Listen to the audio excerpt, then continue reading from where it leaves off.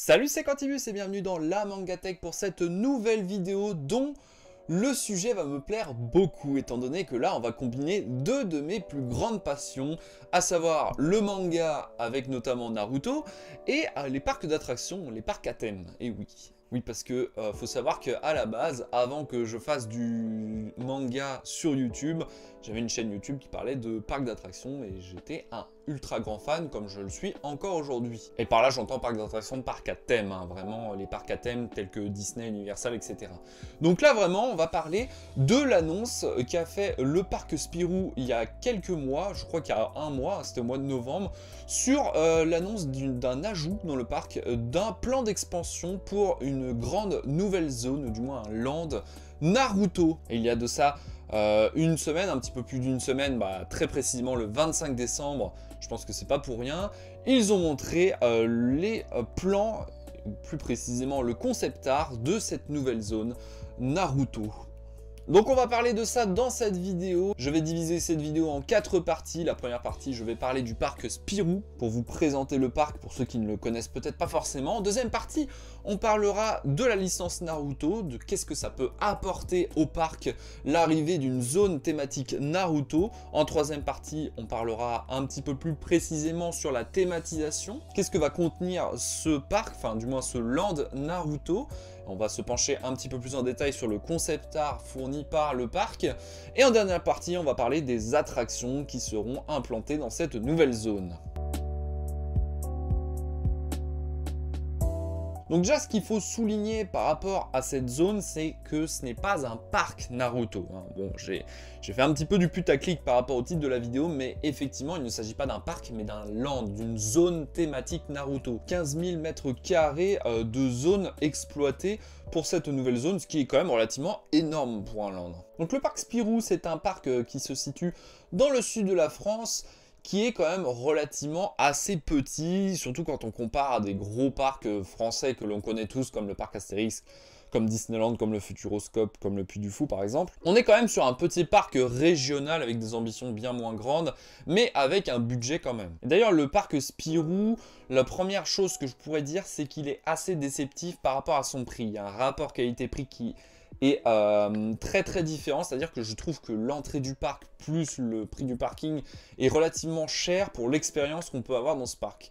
C'est un parc qui est, comme je l'ai dit, assez petit, voire même trop petit pour son prix, qui a néanmoins quand même des licences très intéressantes comme Lucky Luke, Marsupilami, etc. mais qui sont trop mal exploitées. C'est un parc qui est très kitsch, peu professionnelle selon moi. Elle a une gestion assez bancale, ou du moins en dents de scie avec le temps. Et surtout, pour moi, ça semble être un parc style fête foraine par certains endroits. En fait, typiquement, pour présenter plus simplement le parc, j'ai l'impression que c'est un parc qui a été créé sur Planet Coaster ou sur Roller Coaster Tycoon 3, où c'est vraiment implanté des flat rides à droite à gauche, avec de la thématisation assez rapide. Même si il est quand même important de le rappeler, le parc Spirou revient de loin en difficulté financière à ses débuts, il a évolué et s'est agrandi radicalement aussi depuis ses débuts. Disons qu'il est plutôt sur une amélioration depuis ces dernières années, mais pour moi, le tour du parc est vite fait dans une journée. Tu veux vraiment faire toutes les expériences, ça te prend rapidement en quelques heures.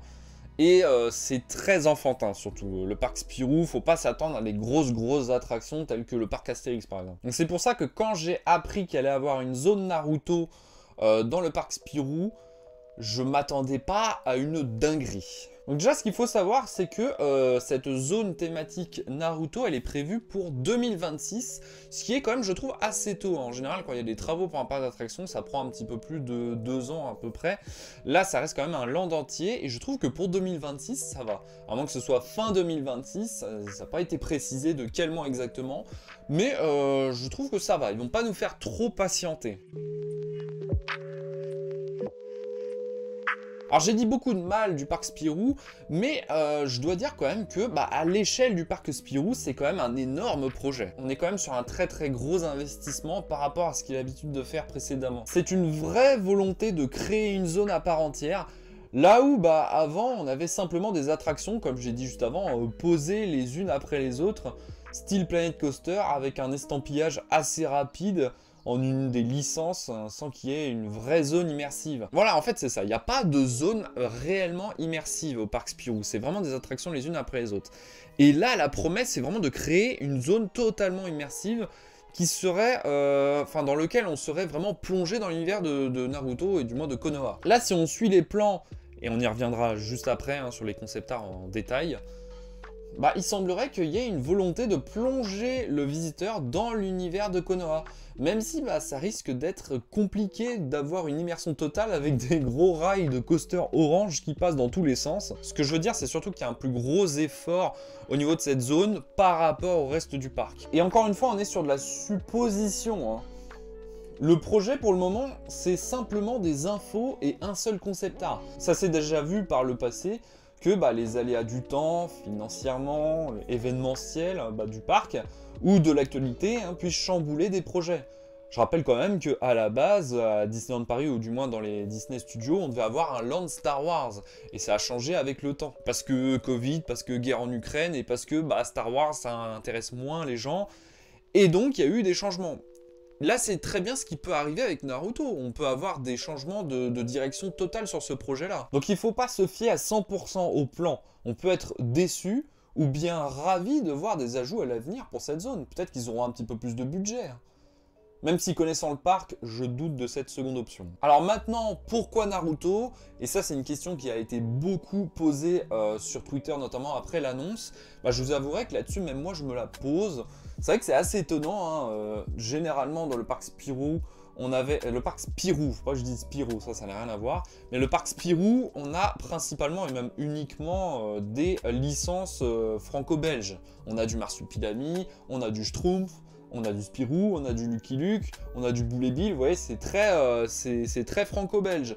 Et là, voir arriver une licence telle que Naruto, qui est purement japonais, hein, je le précise au cas où, bah c'est assez étonnant. Mais en vrai, why not? Je sais pas par qui ça a été élaboré, peut-être que c'est une volonté de Kana, peut-être que c'est une volonté du constructeur du coaster, hein. Je vais y revenir un peu plus tard, mais c'est vraiment le constructeur du coaster qui a proposé ce projet.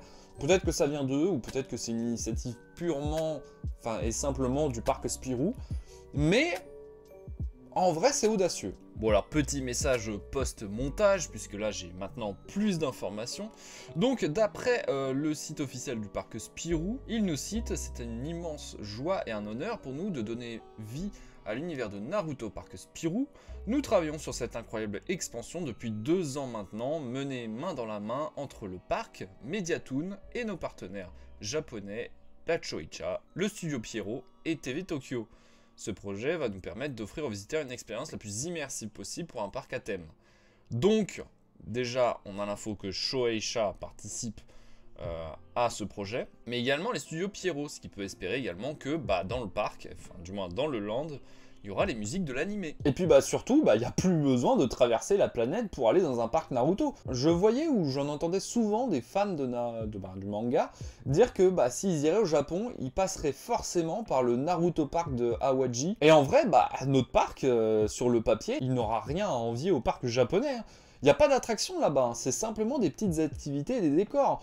Donc là, comme je le disais sur le papier, potentiellement on pourrait avoir un parc, ou du moins un land Naruto, qui serait bien plus supérieur qualitativement au niveau des activités, de l'expérience, c'est bien plus fourni que le parc au Japon. Parce que le parc au Japon, honnêtement, je vais vous le dire, à part la montagne de Konoha, un stand de bouffe et des petites énigmes, comment on appelle ça là, des petits jeux style escape game, voilà, il n'y a vraiment rien d'exceptionnel là-bas, hein. Là vraiment, on nous promet des expériences qui sont bien plus élaborées, bien plus grandes, et peut-être même une thématisation bien plus poussée. Alors parlons de ce land plus précisément. De quoi il va être question? Donc déjà on part sur une superficie de 15 000 m² annoncée, ou du moins 15 000 m² exploités. Je doute que la surface visitable de la zone soit de 15 000 m². C'est énorme. Non, vraiment, je pense que 15 000 m², ça comprend vraiment le coaster dans les zones où on ne peut pas forcément marcher, les zones de backstage, les zones off, tout généralisé.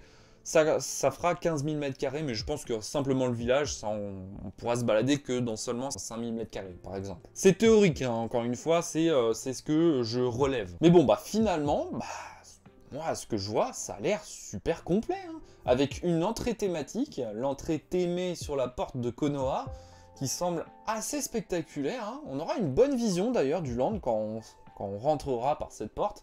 Ça sera assez spectaculaire parce que là, du coup, on aura le coaster qui passera juste au-dessus, le petit manège, le Nebulaz qui sera juste en face, et au fond, on aura la montagne de Konoha. Donc on aura vraiment un panorama assez spectaculaire quand on entrera dans la zone. Ensuite, on aurait probablement une zone de restauration qui a l'air quand même assez vaste, qui semble être en extérieur, en terrasse, mais également en intérieur, du côté du stand Ramen Ichiraku. Et ce sera assez original, puisque là, on sera vraiment au cœur du coaster, hein, c'est-à-dire que le coaster passera tout autour de nous. Et d'ailleurs, je voudrais revenir sur le stand de Ramen Ichiraku. Alors, en vrai, c'est une très très bonne idée, c'est une très bonne inspiration du manga, puisque ça, c'est quelque chose qu'on revoit très souvent dans le manga et dans l'anime. Voilà, ce fameux stand de ramen où Naruto est toujours planqué, hein, il est toujours là-bas. Donc, pour moi, ça semble assez logique d'avoir mis ça. Mais j'en voyais beaucoup qui me disaient, mais moi, j'irai à ce land Naruto que pour ça. Et alors là, les gars, je veux pas vous décevoir, en vrai, vous pouvez faire ce que vous voulez, hein. Si vraiment c'est votre objectif, faites-le, tant mieux. Mais ça reste de la bouffe de parc, hein. Si vraiment vous voulez faire si vous voulez vraiment manger du vrai ramen, autant aller dans un vrai restaurant, hein, puisque là, ce sera fourni très probablement dans une barquette en plastique, c'est de la bouffe de parc. Ce sera cher et ce sera pas forcément de la qualité. Certes, c'est dans l'univers de Naruto, mais ce que vous aurez dans votre assiette, ou du moins dans votre bol, ou plutôt dans votre barquette en plastique, ce sera pas les meilleurs ramen que vous aurez mangé de votre vie, hein. C'est pas parce que c'est du Naruto que c'est les meilleurs du monde. Non, vraiment, si vous voulez manger un bon ramen, allez dans un restaurant asiatique, il y en a partout. Ce sera largement mieux, je pense. Enfin, moi, je vous dis ça, hein, c'est surtout pour vous éviter une déception. J'ai pas trop parlé du Nebulaz, mais il a l'air d'être dans la thématique du personnage de Naruto, puisque là, alors, à ce que je vois, hein, c'est petit, mais à ce que je vois, il a l'air d'avoir des shurikens, et le Rasengan tout en haut, hein, je pense que cette sphère, ça fait référence à ça. Et enfin, le point culminant, enfin je veux dire, la structure qui attire tout de suite le regard, bah, c'est la fameuse montagne des Hokage, enfin la falaise, qui semble être l'entrée du coaster avec ce grand bâtiment. Je crois que c'est le bâtiment où il y a les bureaux des Hokage, notamment le bureau de Tsunade, hein, je me souviens. Mais j'ai l'impression que c'est ça, hein. Vous me dites si je dis de la merde, mais je crois que c'est ça. Donc ça a l'air d'être la file d'attente et du coup l'entrée de l'attraction. Et le bâtiment où il y a l'air d'avoir la station. Et enfin, tout à gauche, il y a l'air d'avoir une zone pour voir le coaster d'en dessous, une zone un petit peu panoramique. Ça peut être stylé, voilà, bon, c'est plus trop dans la thématique de Naruto, mais ça peut être sympa pour les fans de coaster ou ceux qui veulent prendre des photos. Bon, alors je voudrais quand même revenir sur les dizaines de messages que j'ai vus sur Twitter après cette annonce, de gens qui étaient extrêmement déçus. Donc les gens qui étaient déçus de voir le concept art après avoir appris la nouvelle de la zone de Naruto. Et oui, beaucoup étaient déçus de ne pas avoir un village entier, ou du moins plus grand. Je pense qu'il s'agissait surtout de fans de manga plutôt que des fans de parc.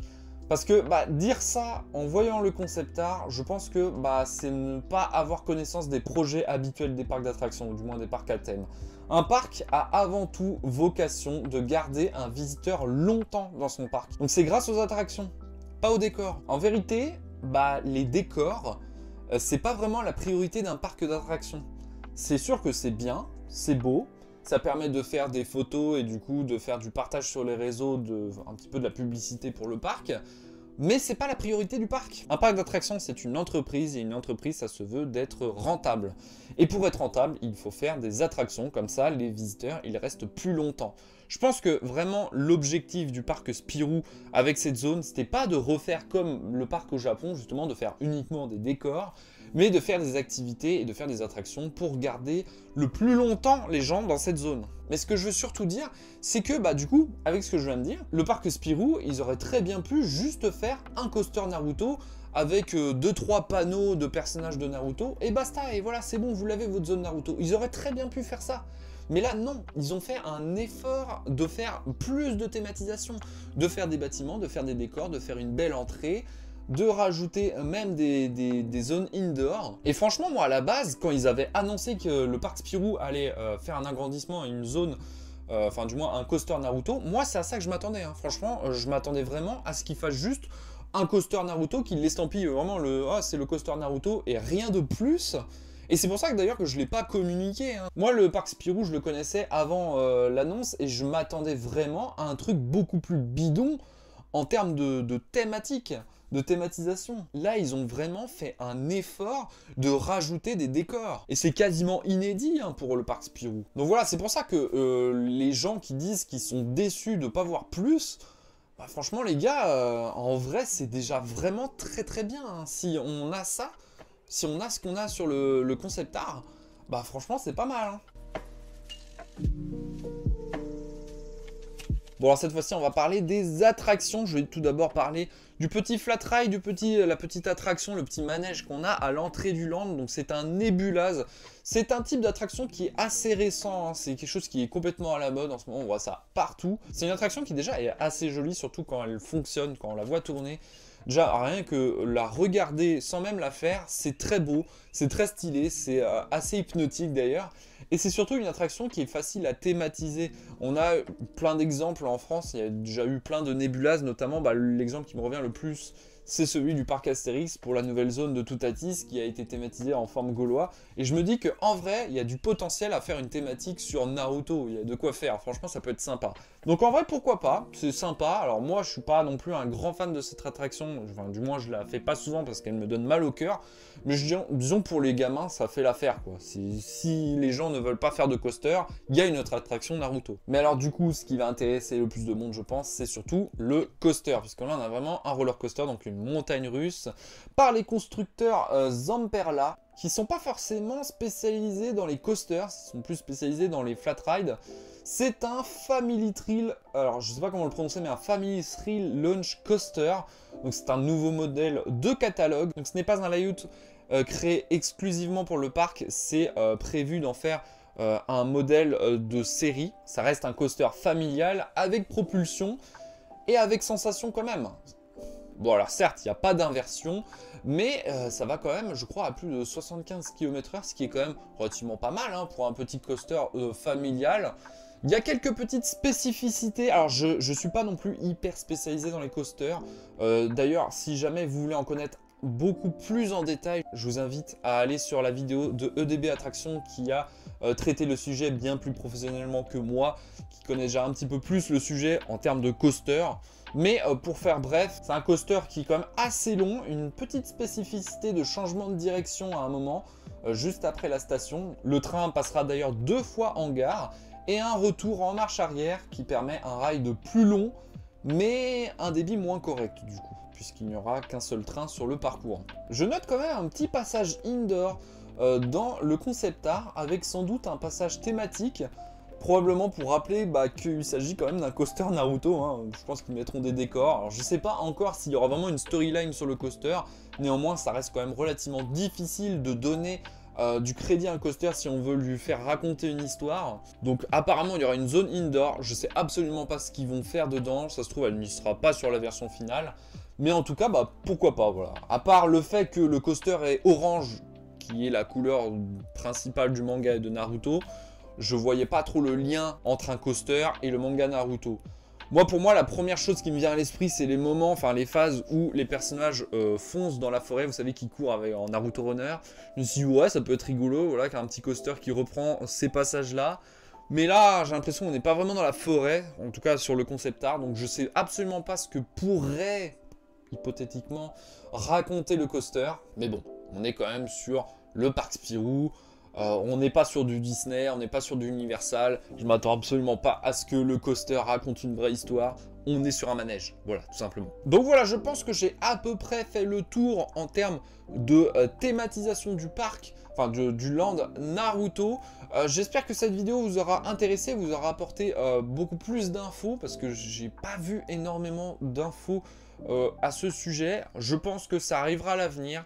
Ça arrivera progressivement, je pense que le parc Spirou va continuer de nous donner des informations sur ce land. Ce serait assez chouette de voir par exemple une boutique, hein. Je ne crois pas avoir deviné une boutique dans le concept art, peut-être à la sortie du coaster. Mais ce serait très très cool d'avoir du merch Naruto, même si c'est pas très compliqué à trouver en France. Hein. Je veux dire, vous allez dans n'importe quelle Micromania ou boutique geek dans n'importe quelle ville, vous aurez forcément des goodies Naruto. Donc je pense pas que faut s'attendre à ce qu'il y ait un land Naruto qui va ouvrir au parc Spirou pour acheter des goodies Naruto. Mais en tout cas, il y a de quoi faire, hein, vraiment, il y a du merch à faire là-dessus. Donc très hâte de découvrir tout ça. Bon, en tout cas, moi, je trouve que c'est que une bonne nouvelle. Une nouveauté, c'est une bonne nouvelle. Surtout que là, c'est du Naruto. Donc là, moi, ça me fait extrêmement plaisir d'avoir un parc Naruto en France. Un land Naruto en France. Alors, même si pour moi, je dois traverser vraiment toute la France pour aller au parc Spirou, c'est très certainement sûr et certain que j'irai faire un tour là-bas, que j'irai tester ce land et potentiellement le faire en vlog pour vous présenter tout ça d'ici 2026 quand même. Bref, bah, du coup j'espère que la vidéo vous aura plu. Si c'est le cas, n'hésitez pas à le dire en commentaire et vous abonner à la chaîne si ce n'est pas déjà fait. Et en attendant, on se dit à la prochaine. C'était Quantibus de la Mangatech. Salut.